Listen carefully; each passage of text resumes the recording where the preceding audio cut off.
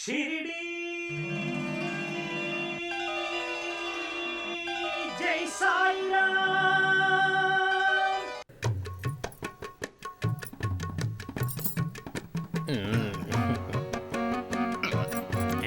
क्या बात है, आज गुरु को छोड़कर सिर्फ शिष्य ही यहाँ पर आ गए हैं। उनके पास सब्र नहीं है या सब्र रहते हुए भी डर के मारे यहाँ पर आ नहीं पाए। कितनी बड़ी बात, कितनी बड़ी बात। आप जैसी पत्नी पाना ना जाने उनके कितने जन्मों के कर्मों के पुण्यों का फल है। उनके पास समय है या नहीं ये बात नहीं है माँ जी। वो आकर क्या करेंगे, यहाँ आकर क्या कहेंगे, बाल उखाड़ने के अलावा उनके पास और कुछ है ही नहीं। ऐसी क्या मुसीबत आ गई है? हाँ, इतनी बड़ी मुसीबत को इतने आराम से बोल रही है माँ। उस साईं बाबा के वजह से हमारे गुरुजी घर में मक्खी मारते बैठे हैं, इतने लाचार हो गए हैं माँ। और आप ऐसी बात कर रही हैं। उनकी हिम्मत नहीं हो रही है कि वो आपके सामने आए, इसीलिए उन्होंने हम दोनों को यहाँ भेजा है माँ। वो इतने लाचार हो गए हैं। अब उनको साहस देकर कार्यभार उनके ऊपर सौंपने की जिम्मेदारी आपकी है माँ जी। इसीलिए हम दोनों आपकी शरण में आए हैं माँ। ओहो, तो ऐसी बात है क्या? ठीक है ठीक है, उनके आने के बाद उनके मनोभाव जानकर मैं उन्हें कार्य सौंप दूंगी। ठीक है? आपकी बातें सुनकर कितनी खुशी हो रही है माँ। आप निरक्षर हैं, फिर भी सामान्य महिला नहीं है। असल में आपको देखकर मुझे वो देवी माता का ख्याल आता है माँ। क्या सपना है, क्या सपना है। अरे सपना नहीं है, तेजस्वी है। इनको जहाँ किसी देवलोक में जन्म लेना था, वो महामाता रास्ता भटककर इस भूलोक में आ गई है। माता की मुस्कान मधुर है, बातें भी उतनी ही मधुर हैं।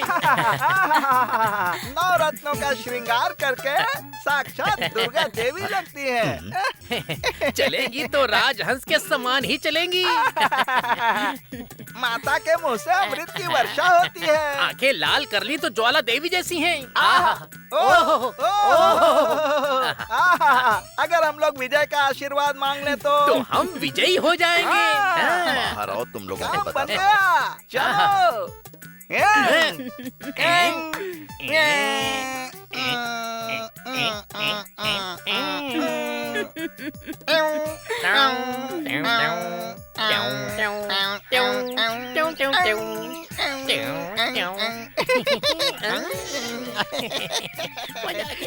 अपना काम बन गया ना। क्यों रे नालायकों, गधों, मेरी बुराई कर रहे थे। मार डालूंगा तुम लोगों को, नालायकों, निकम्मे कहेंगे। मेरी बुराई कर रहे थे मेरे ही घर में, मेरी पत्नी मेरी बुराई। ले तू भी ले। भागो यहाँ। गुरुजी, गुरुजी। बाप रे। मालिक, आपने हमें इतना कूट दिया, लेकिन क्यों कूटा ये तो बता देना चाहिए था ना मालिक। बताता हूँ। पहले कुर्सी लेकर आओ। लो। बाप रे। भगवान। तू पैर दबा भाई। हाँ, पैर दबाता हूँ। क्यों रे नालायकों, अगर तुम लोग मेरी पत्नी के सामने मेरा गुणगान करते तो मैं तुम लोगों को इनाम देता, क्योंकि मैं इसका कर्जदार हूँ। इसके बदले मैं कई सालों से इसको ब्याज पर ब्याज चुकाते आ रहा हूँ और इसको पाल भी रहा हूँ। तुम दोनों नालायकों की वजह से ये मेरे सिर पर बैठकर तांडव करते रहती है रे। ऊपर से तुम दोनों को भी पालता हूँ मैं। उसके बदले तुम दोनों मेरी बुराई करते हो, मुझे गालियाँ देते हो और मेरी पत्नी को मेरे खिलाफ भड़काते रहते हो। अब तुम दोनों अपनी खैरियत चाहते हो तो मेरी बुराई कभी करना मत, नहीं तो मार डालूंगा। भागो यहाँ से, गधे, नालायक। समझते क्या हो खुद को? सुनिए जी,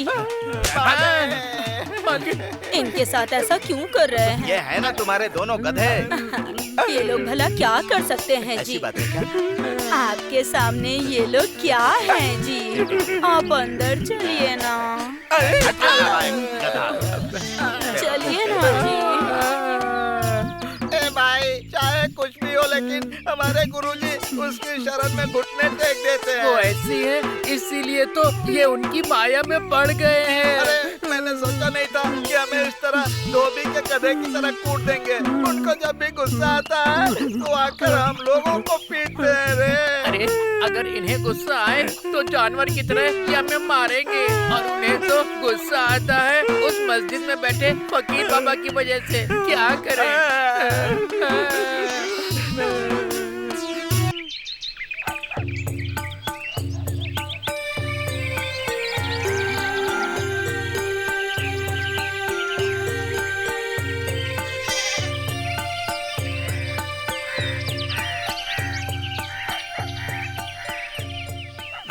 महर्षि भी कभी कभार महिला के वश में फंस जाते हैं। स्त्री माया जाल से बच पाना हर किसी के लिए आसान नहीं होता। देवी दास के लिए छाया देवी आज विश्वामित्र के मेनका जैसी बन गई है। वो छाया देवी मेनका हो सकती हैं, लेकिन देवीदास विश्वामित्र बिल्कुल नहीं है। इसीलिए देवीदास उनकी माया में फंसना नहीं चाहते थे और वो रातों रात इस गांव को छोड़कर कहीं चले गए। गांव वाले ऐसा नहीं सोचेंगे, वो तो बस उनकी निंदा ही करेंगे। इसीलिए वो इस निंदा से बचने के लिए एकांत में कहीं चले गए हैं। लेकिन छाया देवी जैसी महिला पूरे विश्व में नहीं है, उनसे बच पाना बहुत कठिन है। इसीलिए तो महापुरुष लोग बाल ब्रह्मचारियों को स्त्रियों से दूर रहने की सलाह देते हैं। देवीदास इस समय जहाँ भी हैं, उनकी दीक्षा में किसी प्रकार की कोई भी बाधा न आए। मैं भगवान से प्रार्थना करता हूँ। सही कहा। मैना बेटी, मैना बेटी, अरे कहाँ हो तुम? मैना बेटी, आ रही हूँ पिताजी। क्या कर रही थी बेटी? माँ अभी तक नहीं आई? नहीं पिताजी, रुकिए मैं आपको एक आश्चर्य की घटना बताती हूँ। बेटी थोड़ा पानी लेकर आना। जी पिताजी।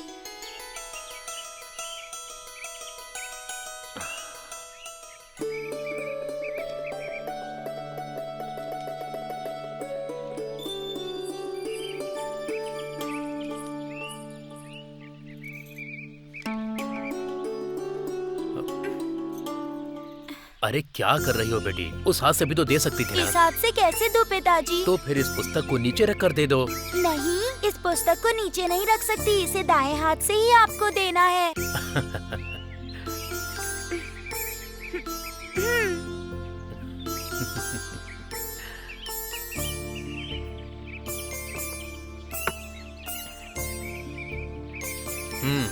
तो अब बताओगे भी? पिताजी, आज हमारे घर एक फकीर आए थे। फकीर? तुमने उसे अंदर तो आने नहीं दिया ना? नहीं पिताजी। हाँ, ये अच्छा काम किया।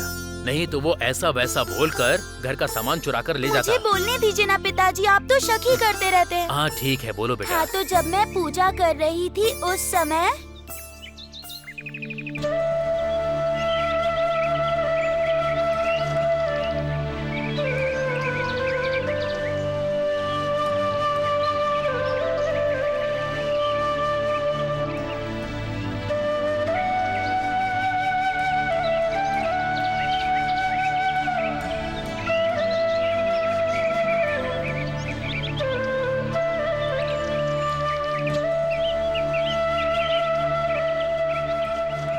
माँ, मैं आया हूँ, फकीर आया है।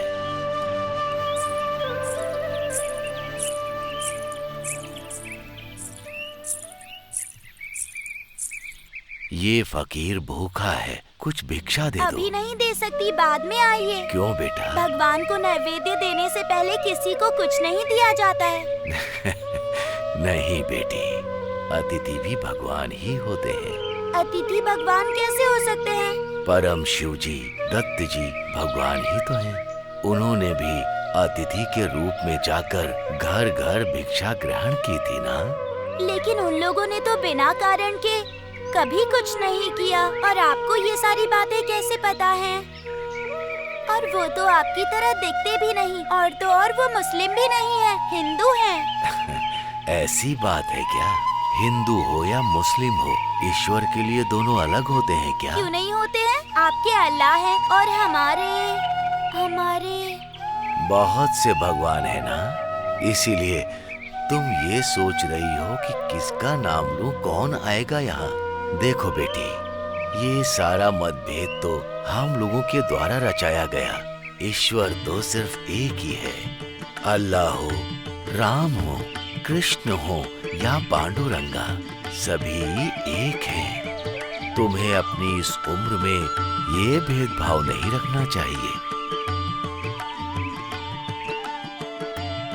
भगवान हो या गुरु हो, सर्व अंतर्यामी होते हैं। तुम उन्हें जिस भी रूप में उन्हें बुलाओगे, वो उसी रूप में तुम्हें दर्शन देंगे। और इतना ही नहीं, भगवान के अलग अलग रूप को ना समझना ही हमारी अज्ञानता है। हम उन्हें भिन्न रूप में बुलाते हैं, पर ब्रह्म का स्वरूप तो एक ही है। और ये जानने के बाद हर एक इंसान के अंदर तुम भगवान का स्वरूप भी अच्छे से देख पाओगी। इंसान जब भूखा हो उसे सिर्फ भोजन देना चाहिए, उसके साथ भेदभाव नहीं करना चाहिए। समझ गई ना मैनाताई?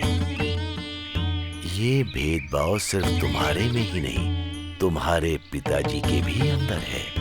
क्या सच है और क्या झूठ है, इन दोनों के अंतर को समझने की आवश्यकता है।